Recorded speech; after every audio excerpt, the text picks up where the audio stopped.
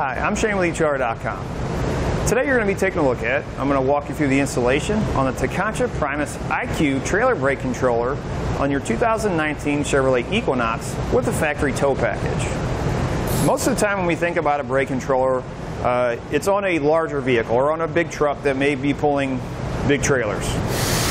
On a smaller SUV like this, maybe you have a boat trailer that has brakes on it, or maybe you have a camper, a small camper that has brakes on it. Maybe you're going on a camping trip and you want to make more room for your passengers inside, so you want to put all your gear into a trailer, and that trailer has brakes on it. You've pulled each of these things, and without a brake controller, you have felt the trailer, as you're coming up to a stop, pushing on the car. It's an uncomfortable feeling when you're coming up to the back of another car that's already stopped and it doesn't feel like your car is stopping. Adding a brake controller to the vehicle is not only going to make your driving experience much better, but it's going to make your passengers much more comfortable during the ride.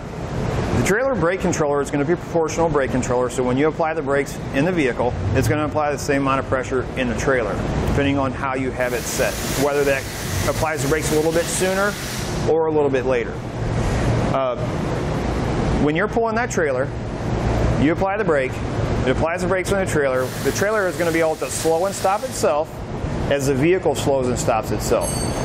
So that means you're not going to be feeling that push from the trailer, from the weight of the trailer. You're not relying on the brakes on the Equinox to slow or stop both the vehicle and the trailer.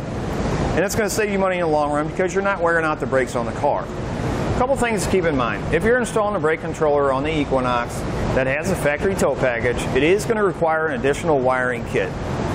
If you're installing it on the Equinox that does not have the factory tow package, it's going to require the ETBC7 and the 4-pole wiring harness that plugs directly into the factory tail lights. Both of those can be found here at etrailer.com. Now let's take a closer look at some of the main functions of the brake controller inside the vehicle. This is what our trailer brake controller is going to look like once we have it mounted in the vehicle. There's going to be a couple different brackets. You have this one that allows you to pop your brake controller off, unplug it, and store it away. And there's another one that actually screws into the side here. It's going to be a metal one. You can mount it to the dash, and that allows you to adjust the pitch of it. So you can adjust the back down and the front, or this top side forward or backwards. I chose to use this one because the customer is probably not going to be pulling a trailer all the time, and this gives them more room up here when they're not pulling a trailer. Now, some of the functions here. This is going to be our manual override. So if we're pulling a trailer, our trailer starts to sway a little bit. We want to correct that sway. This allows us to apply the brakes in the trailer without applying the brakes in the car. You want to adjust your gain, which is this roll knob here. Again, that's going to adjust the number. This is how fast the pressure on the brakes are applied on the trailer. So heavier the trailer, the higher the number. You want those brakes to start being applied a little bit faster so that the car is not slowing the trailer before the trailer brakes are being applied. When we apply the brake in the car, if you watch, the number is going to come on the screen. That number is going to match on the trailer. Now on our screen you're going to notice we have a C. That's telling us that we're connected to our trailer. Now to set your brake pressure, when you first install your brake controller, what you want to do is you want to press your manual override, and you want to turn this knob here to as close to 6 as possible. You want to get on some dry pavement, flat, get up to about 25 miles per hour, and hit your manual override. If the brakes on the trailer are too aggressive, all you're going to do is you're going to turn this knob back and lower that number. If you want more aggressive braking, you're going to raise that number. And that's how you adjust it per your trailer. Now, there's another adjustment. It's called boost. It's this button here, and you'll notice there's a dot here on the left side of the C. Once we go to boost mode, there's going to be a dot that shows up here on the right side. Right now we have no boost. We go to boost 1, and the dot shows up there. That's telling us we're in boost mode. There's going to be 3 settings. You're going to have boost 1, boost 2, and boost 3. The boost modes are for how aggressive you want the brakes to be applied on the trailer. Boost 1 is going to be for a lighter trailer. Boost 2 and Boost 3 are going to be for your higher, heavier trailers. For instance, if you're pulling a bigger trailer and you have it set on Boost 3 or 2, the aggressiveness, it's going to start out at 25%. If it's on Boost 1, you're actually only going to be at 13%, so you're not getting as much or as aggressive braking power right off the bat. The heavier trailers, you want that aggressive braking power because you don't want that heavier trailer pushing the car. You want the car and the trailer to be able to stop themselves. As far as comparing this to some of the other types of brake controllers out there, this one's going to be more of your basic model. It's not going to have as many functions as some of the other ones, but this car, I think this brake controller is going to work great for it. I think this is going to be perfect for whatever this car can handle when pulling a trailer. It's going to be very easy to use also, and it looks nice in the vehicle. Now that we've gone over some of the features, let's show you how to get it installed. Our Equinox, 19 Equinox, has a factory tow package on it. Now, to extend our wires, you can use same color wires if you want. I'm going to use extra wire that we have laying around. I'm going to match as much as I can, red to red, again, which is going to be extending over to the passenger side. Strip it back, apply it on a butt connector.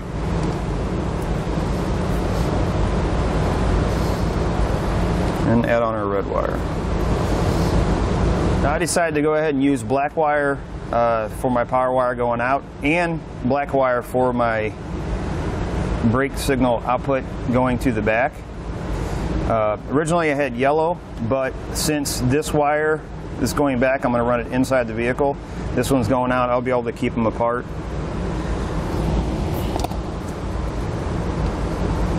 Our black and white wire, we're going to run through a grommet underneath the dash to the engine compartment. Our grommet that we need to go through sits back behind this canister, right back there on the firewall. So the easiest way to do it, take a 10mm socket, take this bolt out right here. We're going to lift this canister and just kind of scoot it out of the way to give us a little bit more room right back down there. The grommet on the inside, if you pull the insulation back from the driver's side kick panel area, you'll see the grommet.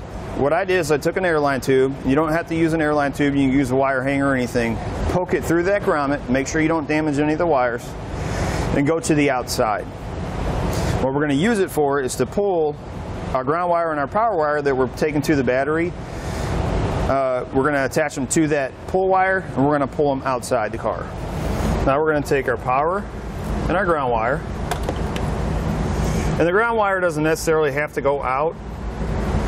You can actually ground it to the body anywhere. I'm going to go straight to the battery or to a factory ground outside on the car. That way I don't have to drill a hole or anything inside. So I'm taking my wires, connecting them to my pull wire. Throw a little bit of tape on them.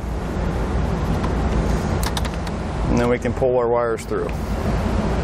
Now our red wire, since we have to go to the brake light signal off the switch, we can't use the switch here, we have to run it over to our passenger side. So what I'm going to do is I'm going to take my pull wire, same thing I used to go outside the car, and I'm going to go right in the back corner of the dash, across over the passenger side with my red wire. My blue wire, since we have a factory tow package and it has a 7-pole plug on it on the car already, we're taking our blue wire from here and going back to the blue wire on the 7-pole plug. What I'm going to do is, and there's two ways to do it, you can run this outside and underneath the car back to the wire. I found that the wires run up into the back of the car right on the inside panel. So I'm going to keep it inside. I'm going to take this panel off. I'm going to run it underneath on the floor all the way to the back, and we'll make our connection back there. Now to remove the panel on your passenger side, you're going to have a 7mm head bolt that goes right here. There's a little cap that covers it. Just pop the cap off, and then it's going to have some clips on the back. You're just going to start pulling out from the bottom. This lip feeds in right at the top here, so if you pull from the bottom and pop it out, you can slide it down and then slide it up out of the way. Once you get that removed, you can see where I have my wire in. I use the same method as I did going out through the grommet with a pull wire or a Airline tube wire hanger. Now we're going to connect into our main wiring.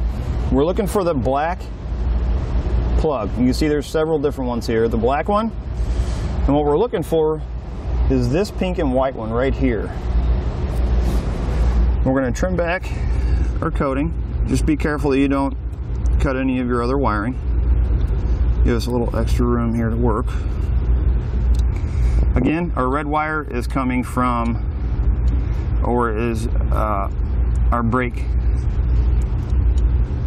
signal, which normally would be connected to the brake light switch. But on this vehicle, the brake light switch wiring does not have enough voltage to go through it. So that's why we're connecting it over here. What we're going to do, we'll get this wire kind of separated here. Make sure you don't pull it out. And rather than splicing this wire, because these wires are pretty small, we're going to be using one of these. Now this does not come in your kit. We're going to take this, slide it over the wire. We'll take our red wire, we're going to cut it down to size. I would say leave yourself just a little bit of extra. It is behind the dash, so you can tuck whatever's back in here. Leave yourself a little bit extra in case you want to adjust where you're going to put your, or mount your controller. Take this, and we'll slide it in here like that. Then we're going to take some channel locks and we're going to crimp the center. And we can reinstall our panel. The wiring actually comes up through a grommet right over here. If you take this panel off, which it looks like this, you just pop it off. Right here is your wiring harness that goes down to that 7-pole plug. You can see there's two blue wires here. You're looking for the larger of the two. This is the one that runs to your 7-pole plug. This is the one we're going to be tapping into. So what I did is my wire that I was going to run from the back, or from the front back here, rather than taking all this off, what I did is I just took it and stuck it behind my kick panel, tucked it up underneath, ran it all the way back, tucked it under here, pushed it out, pulled this panel out, it just pops on. And I took my pull wire, same method we used to run our wire through the grommet, and over to the passenger side, and I fed it up to that hole where we took that panel off. This is my wire that's going back. Again, same thing, pushed it inside. Now I'm going to use this to pull my wire all the way back. So you can see how I connected it. I just split my blue wire, stripped back both ends, my black wire and my blue wire on both sides, tied my black wire to one of them, put on a butt connector. Now if your car has factory tow package like this one, it is going to require a brake controller wiring kit, which can be found here at it.You've. And what you're going to get, you're going to get 3 circuit breakers, a 20 amp, a 30 amp, and a 40 amp. If you have a single axle trailer, you're going to use the 20 amp. If you have 2 or more axles, you're going to use the 30 amp. And the 40 amp would be used to power your 7-pole plug in the back. But if you have a 7-pole plug already, factory wiring, it's already powered, so you're not going to use a 40 amp circuit breaker. For our installation, we're going to be using the 20 amp circuit breaker, and it is going to be for our power wire. Our ground wire, which is our white one, I'm going to ground right here to this factory ground. So I'll go ahead and do that. We're going to cut this down, strip it back. We'll add on ring terminal.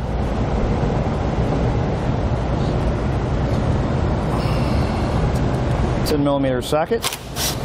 We'll remove the nut. And we'll add on our ground. Now I'm going to mount my circuit breaker. I prefer to put it on a metal surface I'll just put it right here. Self-tapping screws.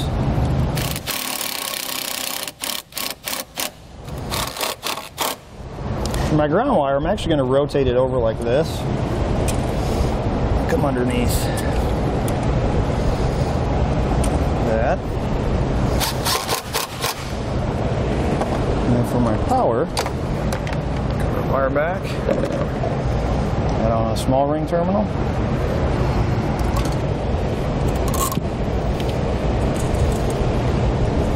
Take our extra wire that we cut off, strip it, add on another small ring terminal.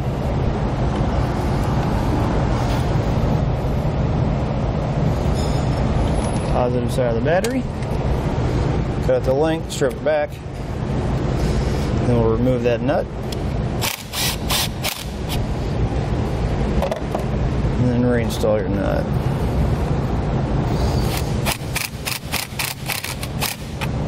Now we can tighten down nuts on our breaker. Hook up our brake controller and test it out. Now before we mount our brake controller, we're going to go ahead and plug it in and test it out.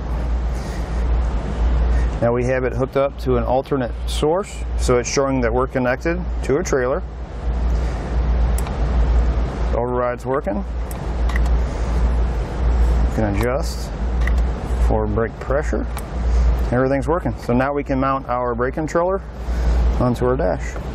You're going to get two different brackets in your kit. This one, actually, you screw into the side of the brake controller on each side, but it allows you to adjust up or down. So if you needed it facing you more or away from you more. With this one, it's a little bit more difficult to take the brake controller off and store it away, because you'd have to take the screws out of each side. With this one,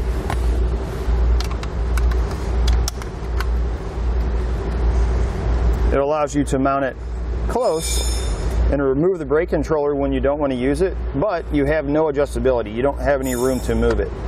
So that's going to be a matter of personal opinion how you choose to do it. You just want to make sure you're able to get to all the buttons if you use this one. I think for this vehicle, we're going to use this one. That way the customer can remove this brake controller when they're not using it, and they can put it in their glove box or in their armrest storage compartment, and it's not sitting out here in the open. You want to make sure wherever you mount it, it's not going to be in the way of driving the vehicle. You get some screws in your kit.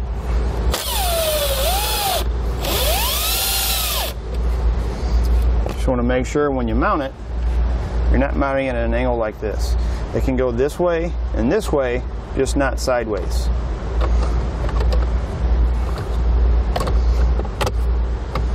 I'm just adding on some wire loom just to kind of hide the wires.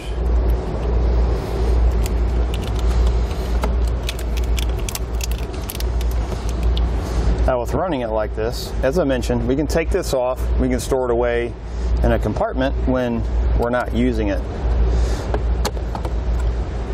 You can unplug the wire and take it and tuck it right there. It's out of the way. You want to use it, so you pull it out, plug it in,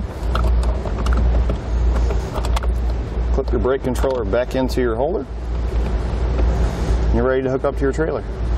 Again, I'm Shane with etrailer.com. I hope this video has helped you, whether you're still deciding or installing the Tekonsha Primus IQ trailer brake controller on your 2019 Chevrolet Equinox.